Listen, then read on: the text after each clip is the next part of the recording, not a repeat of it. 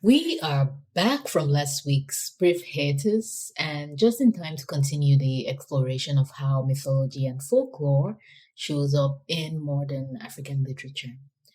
Now, we've spent some time with this topic this year, and this is because the way indigenous African worldviews, especially as expressed in folklore and myths, wend their way through fiction is simply a reflection of real life. And even more, times have changed, and with them, traditional storytelling methods. So, modern literature is becoming an important way traditional African folklore and mythologies can be preserved and continue to be made relevant for the present and the future.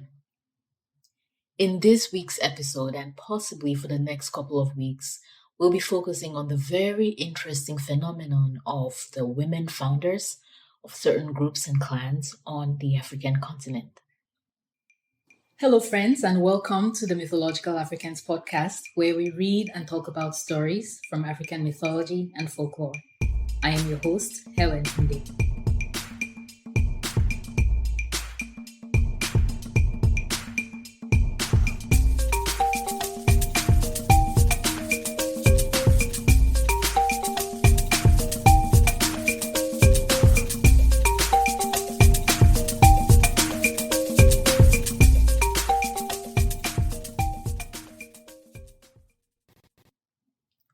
First, I should say that this theme is rising to the surface again because I just started reading Daughters of Anoa, African Women and Patriarchy by Ghanaian theological anthropologist Mercy Amba Odudoye. And this book was published in 1995, and it's amazing because it's prophetic in its articulation of many of the issues that are front and center for African women today. And the book's title references the name Anoa, which is a popular name from the Fancy people of Ghana. And it's a name also shared by two other major figures in modern Ghanaian literature. Anoa is the headstrong protagonist in a play by the late and very great Ama Ata Aido, who was a Ghanaian author, poet, playwright, politician, and academic. Anoa is also the name of a prophetess in 2000 Seasons, a novel by Aikwe Ama, who is another Ghanaian author.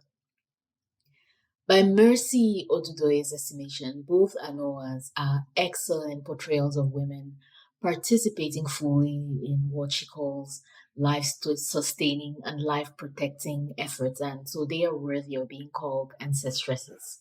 So we'll revisit the stories of these Anoas later this year, but let's stay with the other Anoa Mercy Odudoye mentions in her book, and this Anoa is a mythical ancestress of the Akan people who led them to their present location from the northern part of the African continent.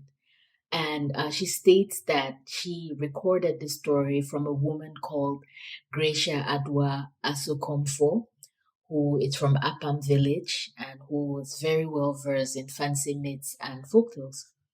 And in this account, the Akan people, who are called the children of Anoa, migrated south from northern Africa towards the savannah and the Atlantic, and they were fleeing the invasions, the Islamic invasions that usually came with enslavement. And along the way in the story, they became thirsty, but there was no water for miles. But eventually, they came upon a lake, which they were frightened to drink from because they didn't know if it was safe. They thought it might be poisonous. And amongst them was a woman named Eku, who was a priestess, and Eku had a pet dog. And so Eku made her dog drink of the water to see if it was safe. And when nothing happened to the dog, Eku herself, as a leader, drank the water to show the people that the water was safe. And when nothing happened to her, the people shouted, Eku aso, which means Eku has tasted. And so they ran forward to drink the water. And the place where the incident happened is known to this day as Ekuasu. And from what I can tell, that location is an important shrine for the Fancy people, even up till today. Now, what's interesting is that research papers and books document the Akan migration from the north as a version of Akan history, But most that I saw did not include this detail about Anoa or Eku, which I thought was very interesting. And Ama Oforifwa Adonum, who is an Akan ethnomusicologist, comments on this discrepancy in a paper of hers, in which she notes that the Fanse actually credit three men: Obu Mankoma, which references an eagle; Oda Pagian, who references a whale; and Ocean, which references an elephant. And my goodness, if I'm not pronouncing those words properly, I hope someone lets me know. So she states that Fanse people credit these three men as the spiritual leaders who led them on their migration. So the discrepancy, which is not uncommon to myths and folktales, as we very well know, the versions that stay in history are the versions that the people choose to continue telling, and this choice of which story to tell is subject to different versions. So, what's interesting, however, is that Eku and Anoa are not unique instances of women as founding mothers, as the founders of clans and peoples in especially West African history. So, earlier this year, we discovered the tragic story of Abraha Poku, who is the founding mother of the Baole people who are found in Ivory Coast. And her story, some versions of her story are told in Queen Poku, Concerto for a Sacrifice by Veronique Tajo, who is a multi-talented Ivorian and French writer and artist. And so in Concertos for Sacrifice, Veronique Tajo uses the prose poem approach to retell and analyze Abraha Poku's story. And the book is so well done. I thoroughly enjoyed reading it.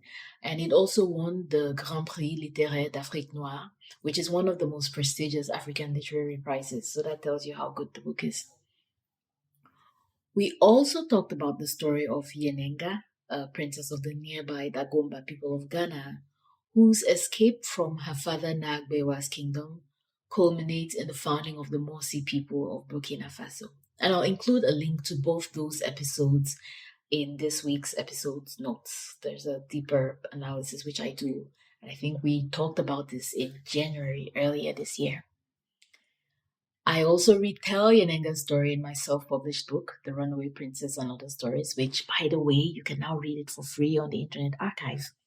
And in this book, I include 20 stories actually, 20 prose and verse retellings of the deeds and misdeeds of memorable women from African history, legend, and folklore. And in one of the poems, it's a praise poem, which I talk about women from the grass-filled region of Cameroon, where I come from, 4 of whom are credited with the founding of their people. First, there is Nandong of the Kom people, and her story starts, the story of the Kom people starts in a bit of a tragic and violent episode, which forces the Kom people to leave the area where they had settled. But before they left, their chief told them to wait for a python to appear because it would show them the way. And in one account, the python eventually does appear, and the people leave under the leadership of a man called Botofomu, or he was also known as Mui, which means carrying all things around. And they find a safe place to settle and stay there for some years, but then the python reappears again, and so they leave, this time under the leadership of a woman called Nandong, who was a chief's wife. In another account, Nandong is the one who follows the python and leads the Kom people for their whole migration to Laikom, where they finally settled, and which is where the Kom people are found today. I also include the story of Ngonso, who is the founding mother of the So people. And the So people are one of the big people in Cameroon's grass-filled region. And in this legend, her 2 brothers, Nchari Yen and Be, decide to leave the Tikar kingdom, where that was their home kingdom, and found their own kingdoms. And if you know anything about the West Africa, but the grassfields region of Cameroon, these succession and migrations are a very common theme. And so Ngonso wanted to do the same with her own supporters, but she was told to stay, that she couldn't do that because she was married. But like any good woman who knows what she's about, she ignored those orders and set off anyway with her followers. But then her brothers noticed that she was following them. And so when they got to the Mape River, they crossed to the other side and then cut the bridge so that she couldn't fall. But on the third, she moved west with her people and eventually met the people of Visali, who are also known as the Ntar. And she struck a deal with them and settled down and founded the Nso dynasty. Until today, Gonso is celebrated in an annual festival and was honored for a very long time with a commemorative statue, which has an interesting history. So in 1902, the Ngonso statue was taken by German colonial officer Kurt von Pavel and donated to the Berlin Ethnological Museum. I should say stolen, right? The word is stolen, not taken. But through the dedicated activism of Sylvie Vergniaud Njopati, who is a Nso woman, the museum committed to returning the statue in 2022. In this poem, I also mention Nyanya, who is the founder of the Ntul people. And the Ntul people are the predecessors of today's Oku people. So the Oku people defeated the Ntul people and took over their lands. However, Nyanya is a queen who taught the Oku people and a lot of the medicine that they are known for, and also reputedly introduced iron smelting technology to the region. I also mentioned Princess Nanyonga of the Balinyonga, another very well-known grassfields people, who, as part of the Chamba migration, and the Chamba migration is one of those migrations of people in the northwest region of Cameroon, she led their people to their current location in the northwest region. And if I remember, in one of the legends, they had to jump across a river that had a waterfall, and she was the only one brave enough to do it. And so she took that leadership position, and her son Nyong Pasi succeeded her to become Fonyonga the first, and this is the first Fon of the Bali people. And in Cameroon's northwest region, the Fon is like the king. Now, as some of you may know, I have a book coming out next year, and this book, The Watkins Book of African Folklore, is a collection of 50 creation myths, foundation legends, and stories of human relationships and the cultural institutions that they created. And in this book, I retell the legend and explore the history of Tin Hinan, who is the legendary queen and founder of the amazing Tuareg people, whose folklore we talked about earlier this year. We had an episode about their musical folklore. And in the legends of the Kel Ahagar, who are a confederation of Tuareg people found in the Ahagar or Hogar Mountains of southern Algeria, Tin Hinan and her servant, who was also her dear friend, Takamat, led the Tuareg people on a migration which took them from Tafilalet, which was their original location in the southern part of Morocco, across the Sahara Desert to the present location. And it's an amazing story, which I hope you buy the Watkins Book of African Folklore to read about.